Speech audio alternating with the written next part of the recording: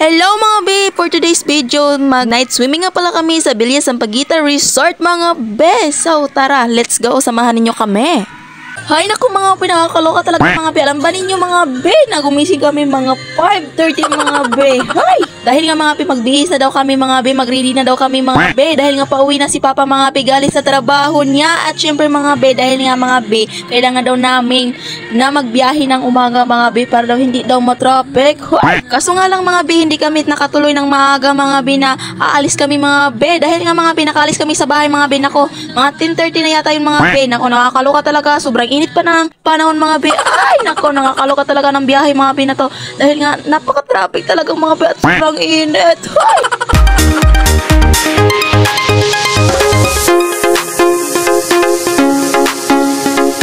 Dito nga palang banda mga be, huminto kami dito mga be dahil nga magpapahinga daw mga be muna.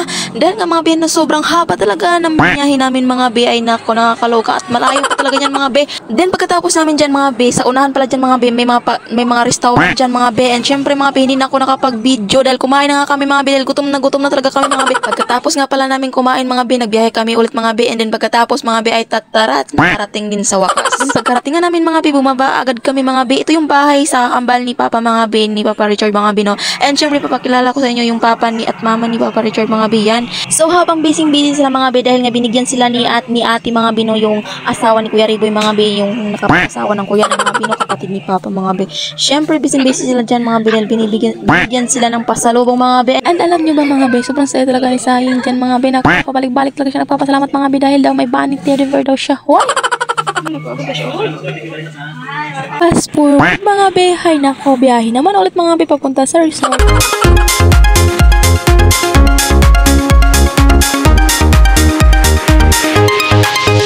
So fast forward mga be, sa wakas andito na rin kami mga be sa haba-haba ng aming biyahe. Dito sa Villa Sampaguita Resort mga be. Ang ganda talaga mga be. Nakikita mo talaga, ang ganda talaga. Lalo na kaya kapag umaga mga be. Kaso mga be, night swimming nga kaya gabi talaga. Saan ka ba makahanap ng night swimming na umaga?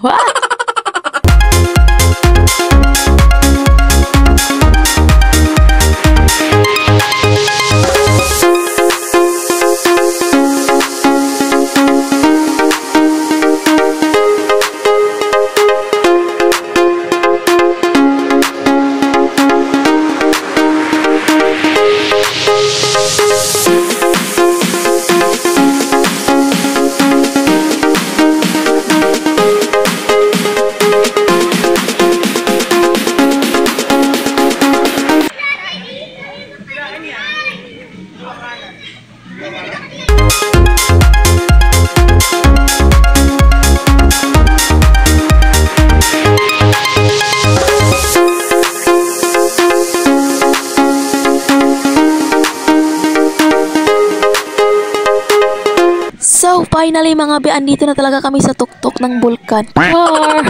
Akala ko kasi mga be, hindi talaga aakyatin mga be. Nako, nakakaloka, aakyat ka pala mga be. And okay lang naman kahit umakyat kami mga be, kahit gaano pa kataas yung aakyatin namin mga be, okay lang dahil ang ganda naman mga be. So, fast forward mga be, before kami naligaw mga be, no, kumain muna kami mga be. Ay naku mga be, hindi talaga nakisama yung cellphone ko mga be, nakakaloka, nalubat pa talaga mga be. Ay naku, kaya hindi na ako nakapag-video na naligo kami mga be.